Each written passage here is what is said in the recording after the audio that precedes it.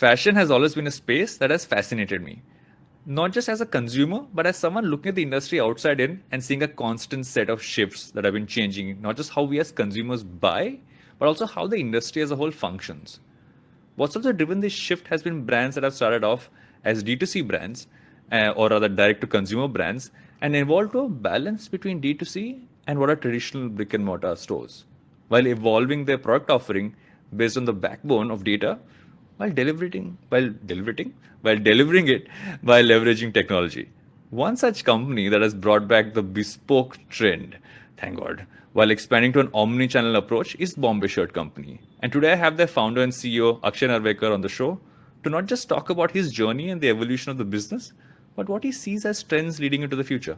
I'm Varun Dugirala, and this is Advertising is Dead. We're right back with Akshay right after this.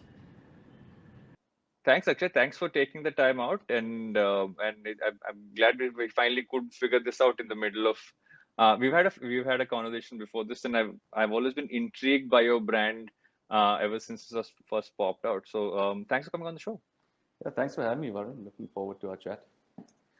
Yeah, one of the first things I actually want to ask you was, and this is my first reaction when the brand kind of popped up in one of my feeds and everything else was that India was innately a bespoke haven because if I go back a few generations, I talk about someone like my grandfather or anybody else, the whole act of going out and buying fabric and then going to that one person who would measure how long you wanted your sleeves to be.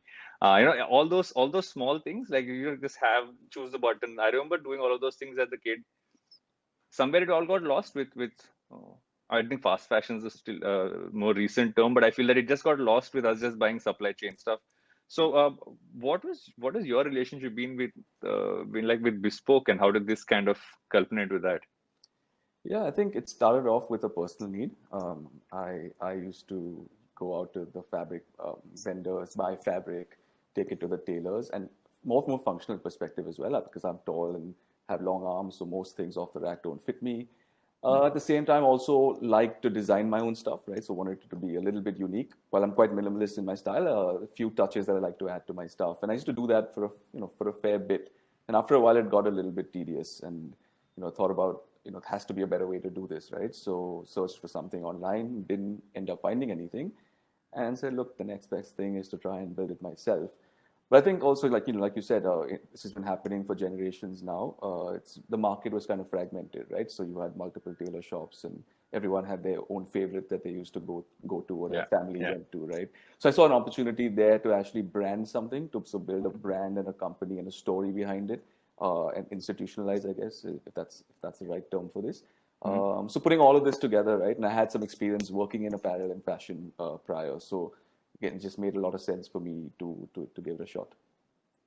So if I go back to when you started this off, and I remember the first time I went to your site, and I could see that there was a level of customization. I remember that one of the first things I was excited by was somebody could actually kind of pop by over and kind of do some of those things. If you go back to the early years, can you run us by what that phase was? What did you kind of learn in the first couple of years in terms of just how adoption was? What you assumed consumers would be like, and what they ended up being like? Yeah, so I have to admit I was very naive when we started off, right? So 2011, 12 was when we conceptualized it, and I said, look, online's the way of the future, and obviously something like this hadn't been done in India before online. Mm-hmm. So we quickly put together a product, I guess we call it, and Yeah. and launched something very quickly, right? And initially, obviously, there are impediments to what we do online, right? Whether it's asking people to give you measurements, touch and feel of fabric, and all of those things kept coming up, which we tried to solve along the way. So Mm. whether it's sending people to your house with the fabric swatches or to get you measured up and things like that, we tried Yeah. that. But I think the turning point really for us is when we opened our first store in Kalagoda. And that was about 2 years into the business, right? Mm. That really gave us visibility because people now can, it's a high footfall area. People see the brand. I Mm. think it gives you credibility, right? Because Mhm. it's not just an online fly-by-night operator that some people might think you are. So and also it gave us a chance to kind of interact with customers, myself personally as well in the early days. For the Mm. first year or so, I was there almost every single day. So learned a lot about why people shop with us, what are their needs, what are their pain points, etc., which kind of then helped dictate how we've done things thereafter. And since then, the strategy is obviously morphed and changed tracks multiple times along the way. We see ourselves today as obviously an omnichannel brand, and that keeps also swinging from year to year depending on what's going on. But the early years, the formative years, where we learned a lot about the customers and what they really wanted. Yeah, you make an interesting point, right? If I look at D2C and its growth, it was primarily built on the fact that you didn't actually have to go to a store. But in many ways, one of the big swings kind of happen for you after you open the store. So, and because that's been a question, right? It's been a question like, are stores even relevant anymore?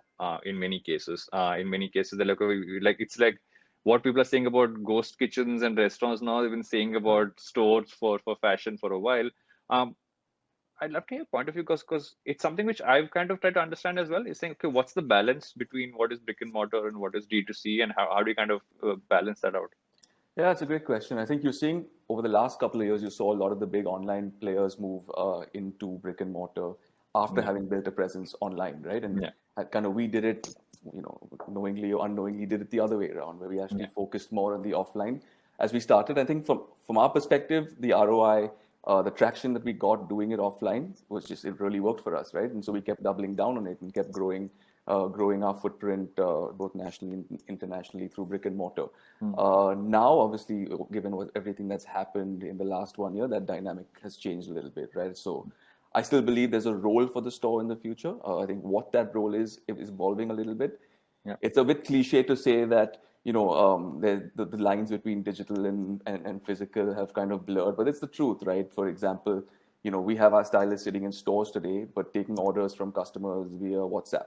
Yeah. Right? So would you count that an offline sale? Would you count that an online sale, a digital sale? Who knows, right?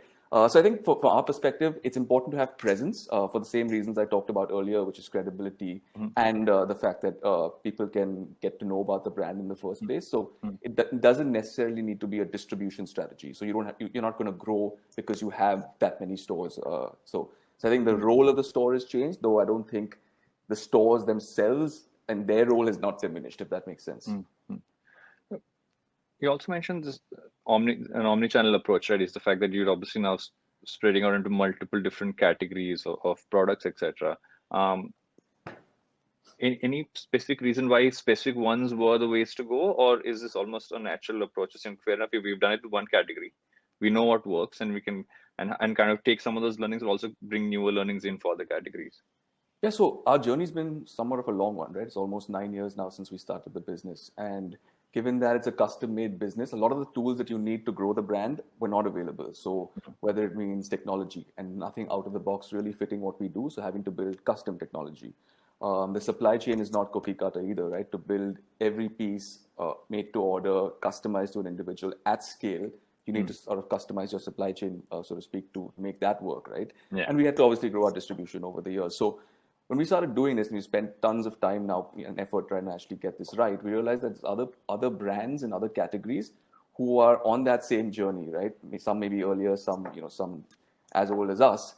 Yeah. And for one reason or other, haven't had the time or inclination to focus on that. So we said, okay, how do we curate a bunch of brands across categories to give our customers choice across the entire wardrobe requirements, right? So to that end, we've got a brand called Cora, which is a denim brand founded by a gentleman named Sham, who is one of the leading, I think, people in India when it comes to denim. So Cora is now part of our platform and using everything that we've built around technology or distribution, supply chain, and all of it. Yeah. We're going to add multiple brands across categories to sort of give our customers the overall offering. One other thing, I think the two aspects that don't get talked about enough when it comes to fashion is technology and data, because you people presume fashion is still, I mean, it's, I think the visual is very different and it's not considered a technology company. I was reading a bunch of stuff in terms of the stuff you said in the past, etc., and you always stated that you're a technology company, right? And that's almost the backbone on which you kind of build this out.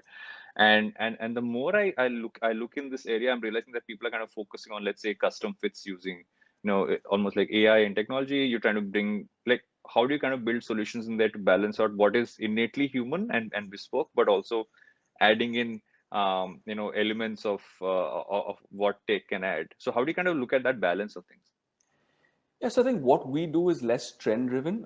It's more sort of classic and style driven, right? And people come to us for the quality, the consistency of the product over the course of time. That's what you look for in a customized product. And to be able to do that at scale, you need technology to help you. You cannot be reliant on processes and labor to get it right over and over again. And we realized that fairly early on in the piece, right? So, a lot of our investment has gone in building up the capabilities, whether again, like it's technology and the production side of it, or in understanding all the choices. We offer hundreds of choices, right? So how do you curate that down to what's relevant for most of our customers, right? So across touch points, right, you're looking at technology to help us make smart decisions, to automate, and more importantly, to make things consistent from experience to experience, because it's a high repeat category as well. And you want to make sure that someone who comes today or 5 years down the line has a similar, if not better, experience, right? And this wouldn't be possible without technology. Um, and what if you kind of what if I look at Origin to now, what have you kind of learned about the consumer that's different than what you assumed the consumer was like? I mean, I know I spoke of the first couple of years, but I generally like to understand how that's looked at, how you look at product, but also how you kind of look at how you market to them and how you kind of how you kind of target it has become a bad word, but how you kind of like build stuff for them. Yeah, I think the Indian customer now, and even compared to back in 2012, is a lot more evolved, right? So again, sounds very cliche, but everyone's got access now to very similar media and similar trends, etc., right? So I think the homogeneity between Indian and I guess Western customers has narrowed down, and so we it's no longer a game of trying to market to people or trying to sell them something, right? I think a brand has to stand for certain values, and it's around telling stories around those values that are going to make people either attracted to your brand or not attracted to the brand, right? Yeah. So I've learned that a customer evolves over the course of time, absolutely, and I think now they realize when they're being sold to versus feeling part of something or feeling part of being a community, right? And I think it's more about telling a story and telling what you stand for, and then hoping that that appeals to enough number of people in the demographic that you're targeting. And I think that so the way you speak to people has to change accordingly. Has fashion always been something you've been interested in general? Has that always been something that okay, like this is something which I always want to work in? Was that a thing? Yeah, actually, it has been. So I graduated in 2004. I studied in the US, and like everybody else at the time, thought that investment banking and consulting was the way to go. At least that's what my parents would have wanted me to do. And I actually started working in consulting for about 2 months right after graduating, and very quickly realized that this is just not the life I wanted to lead. A friend of mine was working at a fashion company in Los Angeles. I was living in San Francisco at the time, and said, "Why don't you just come down here? I'll get you an interview and see what happens." Right. So I did that. I actually packed up over a weekend, drove down to LA. The company is called BCBG Max Azria. It was a pretty big women's wear label. I think they folded up a couple of years ago. But yeah, so I just got into it. Got very involved and stayed there for 5 years. So it's kind of always been part of my life and my career. So when I got the opportunity to do this, in 2012, I jumped on it. One more thing that really, if I look at companies kind of scaling up, right, is the teams you kind of build along the way and what they're going to take on, and especially for founders, it's a journey, right? How do you get the right team together? How do you keep them motivated? How do you keep them focused? How do you help them navigate all the ups and downs and all the pivots that come along the way? What's your general process in working with the team, building things out and stuff like that? Yeah, if I have to be honestly, Varun, this has been the toughest thing for me. I'm still learning every day, right? It's been a long time, but I'm still learning. Um, you know, as someone as a sole founder, you end up doing a lot yourself, especially in the early days. And then over time, you're expected to give that up to other people who may be more specialized in certain roles. And that's really tough, right? Because you want to keep things close to your chest. Always. It's your baby, right? At the end of the day. And till today, I still find that hard. But I'm learning over the course of time that, look, the only way a company is going to grow is because you've got great people around you. And it's not just about having them around you. It's about trusting them to actually execute and giving them the freedom to execute, right? And like I said, this is an iterative process that someone like myself just needs to keep telling yourself. So realize now that my role is really giving structure and framework to what we do in terms of setting out a strategy or a goal and the broader vision. And then allowing people to execute, allowing people to make mistakes, right? So giving them the autonomy to make mistakes with knowing that, look, it's fine to do that as long as you don't repeat it over and over again, right? So So yeah, I think this has been a learning experience. I think I'm nowhere close to being the perfect manager, but I don't think there is such a thing. yeah. So yeah, so but it's been great. I've met so many people now over the years and got some great people working with us right now. So just excited to work with them. Any specific mistakes you learned a lot from? Yeah, I mean, I think I was very impulsive and very short-tempered a lot of the time, Mm, right? And you got to realize sometimes that people are working with you out of choice as opposed mm, to just because you're paying them, and it's yeah, not why you do it, right? But at the yeah. end of the day, when you sit back as an entrepreneur, you're driven by different things. You're driven by you have different stresses and different ambitions, and you need to sort of look at it from the other person's perspective, which sometimes I didn't do, right? I just Mm. expected everybody to have a certain level of intensity, and maybe it doesn't work that way. So. Definitely trying to tone that down. I feel like I have. My colleagues might tell you otherwise, but that's definitely been a learning over the years. I think that toning down does happen, right? And I like what you said about ownership is because I feel that if you're a founder, this level of ownership you will have and the focus you will have, nobody else will really have that, right? And over time, I remember having this chat with someone recently and saying them that you might not be able to find one person to do what you do. You'll have to find maybe two or three people to do that because you're going to do that level of focus and it's almost a journey, which is why I asked you about the team building, right? Because especially in a space like yours that's also been through an evolution. If I look at 2012 to now, just generally how all of us would buy clothes and what we'd wear, and the fact that we're anyway in this top up fashion, as I call it, since 2020, because we're on video calls and all we have to do is we're all living in shorts under that. Um, uh, I love to kind of hear how that has been. I mean, have you seen any changes in how people buy stuff? Especially, I don't want to go what happened because of COVID, but I'd say that are there any specific trends you see happening in this space going ahead? Yeah, I think so. Even prior to COVID, I think there was this trend towards the casualization of the workspace. So, people wearing t-shirts or long sleeve t-shirts to the office seems more acceptable. Personally, I'm only wearing a shirt because of your podcast today. I don't really wear shirts myself.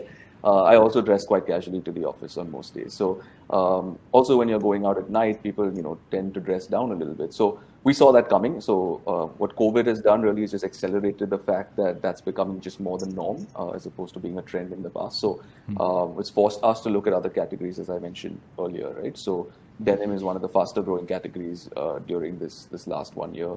We're going to be adding a third brand to our mix, which is focused more on basics, so around t-shirts, sweatpants, hoodies, things like that. Yeah. So, and like that, there's a couple of other brands across categories that we've lined up and hopefully can talk about soon. But yeah, I think it's forced us to look outside our core competence, which we've sort of avoided doing for the longest time. So, but that's just evolution, and I think it is necessary now. It's interesting when you say that this whole shift towards how we dress more casually hasn't meant that we don't wear shirts or that we don't wear. I think in general it's a little, and I've actually noticed that even about your brand is the fact that I noticed the fact that the term that you use, which is saying we have a new drop coming soon, is almost something which I associate with the Supreme or with sneaker drops, Right. and I'm just seeing this blending of what would traditionally different worlds of the entire fashion space. Now we're all in the same space. Yeah. And what I also noticed that you made some interesting collaborations. That you've had collaborations which have kind of brought out separate collections as well. So is the way you look at how push out almost like different drops, if I'm using the same term, is that almost the way of the future?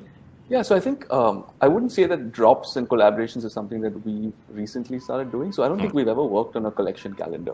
I didn't personally much care for it from the very start. And so we just wanted to put out new stuff as and when we saw something that resonated with us, right? And I also feel that for a high repeat product, for people to come back over and over again, it needs to have new stuff available every time they show up, right? So the frequency of the products, and now it's called drops. It wasn't called drops in 2012. Yeah. Is what we were doing, frankly, right? And even collaborations, yeah, it's all the rage today, and everybody's collaborating with everybody. But back then, I saw it as an opportunity for a product that's customizable to have different people's point of view come out through the product itself, right? Because the world's your oyster in terms of the options.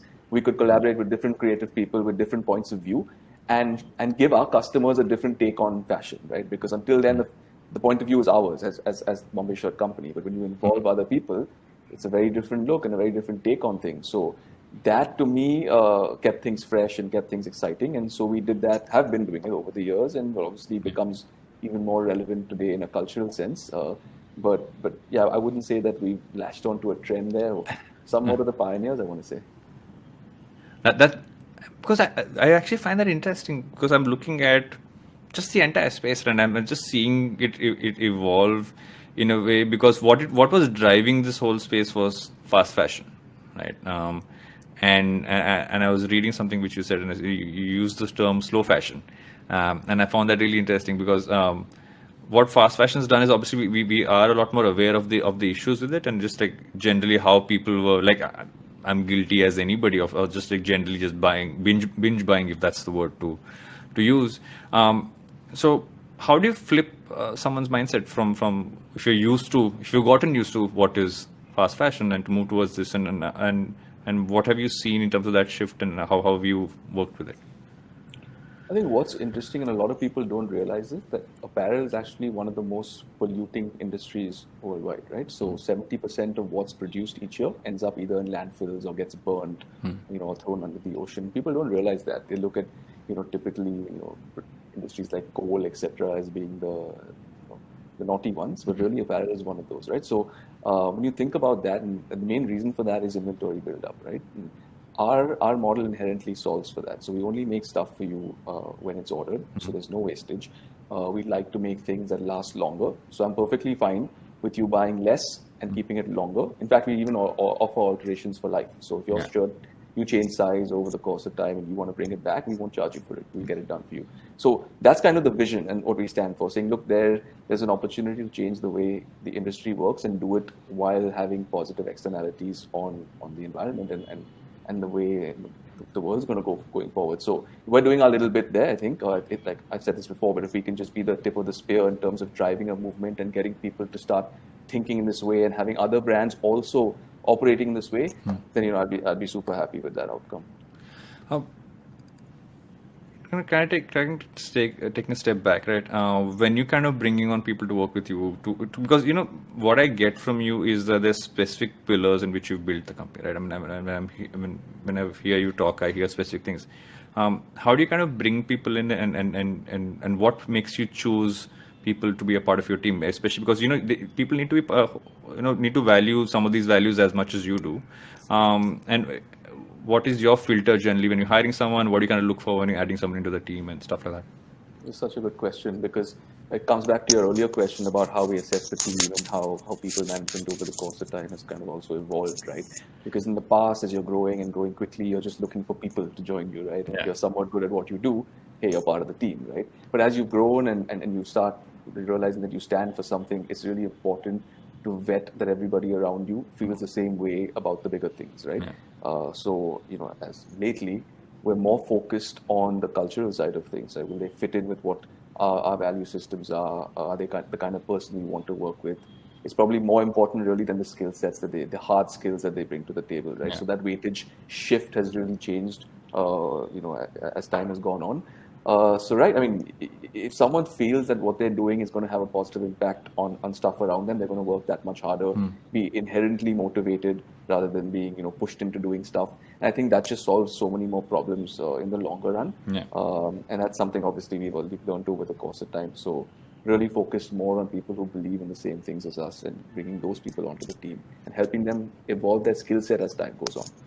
Are you also seeing this being a larger part of your communications narrative as a brand, kind of like talking outward? And I'm guessing initially it would have been a lot more performance and stuff like that. But now, are you seeing that shift as well?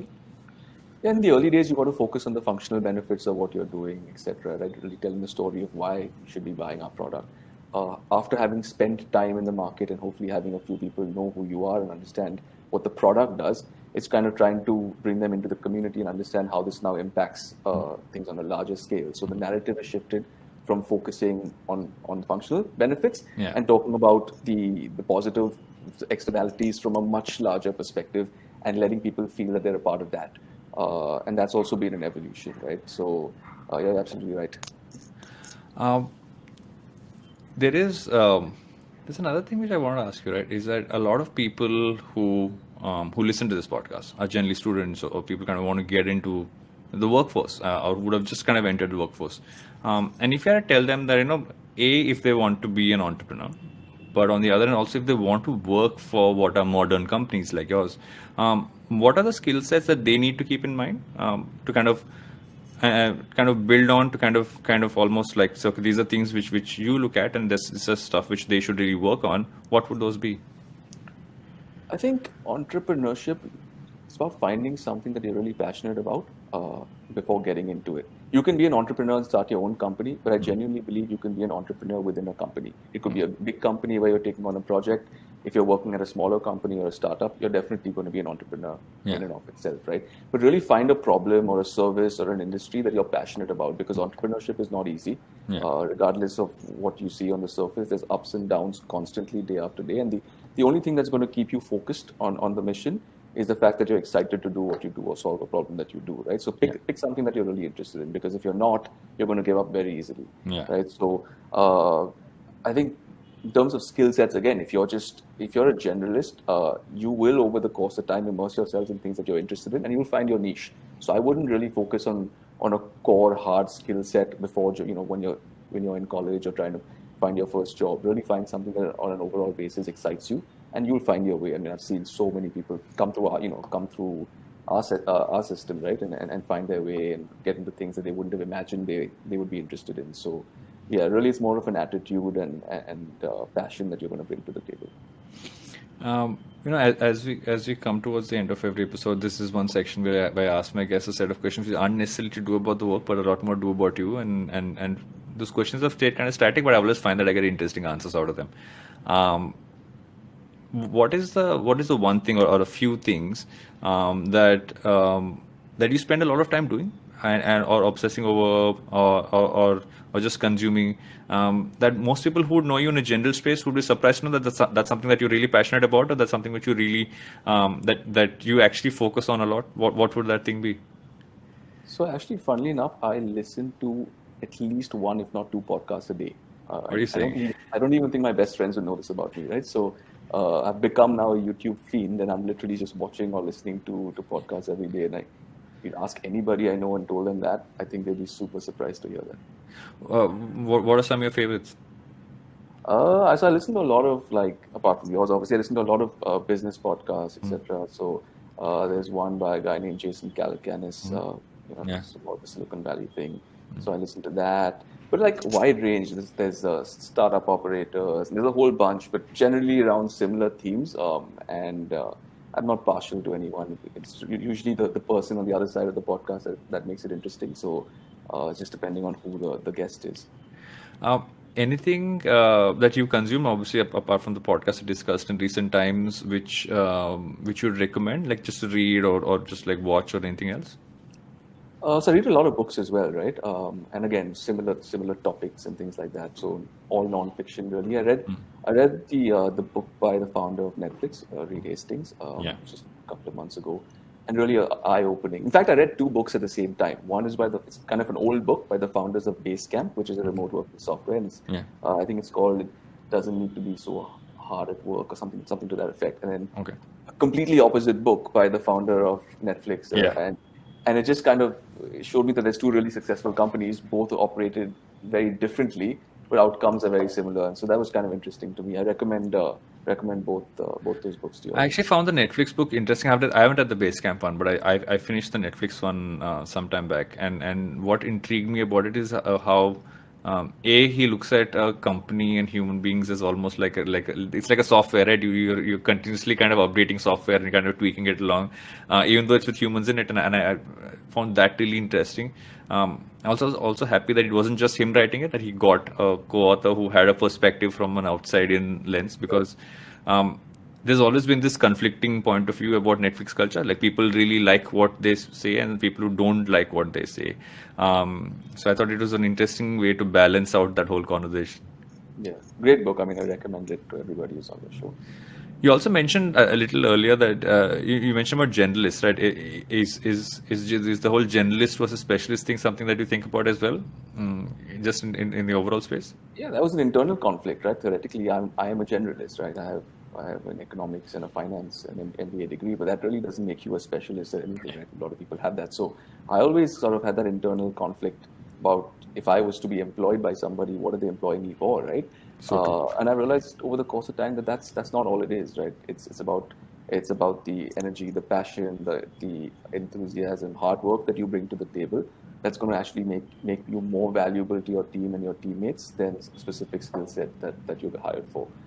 And so over the course of time, I've come to peace with myself. And in doing that, I've realized that when I look around me and try to add people to my team, I'm equally comfortable with adding similar people.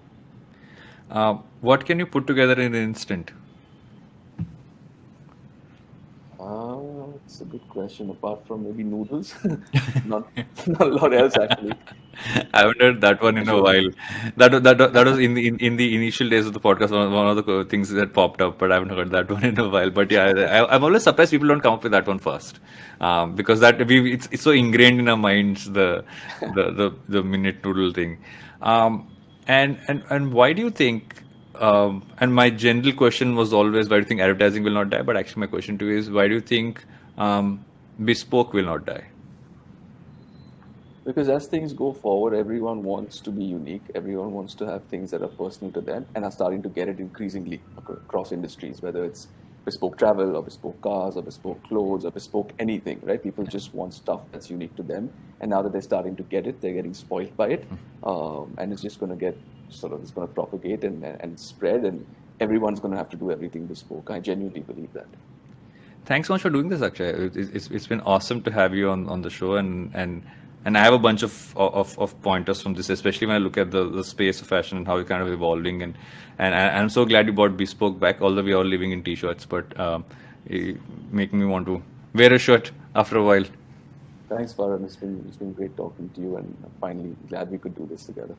Likewise. Thanks for coming on Advertising is Dead. If you like this podcast and you want to listen to more podcasts like this, head over to the IVM Podcast website or app or wherever you get your podcast from and look at all the podcasts that IVM makes. There's some really fun stuff there.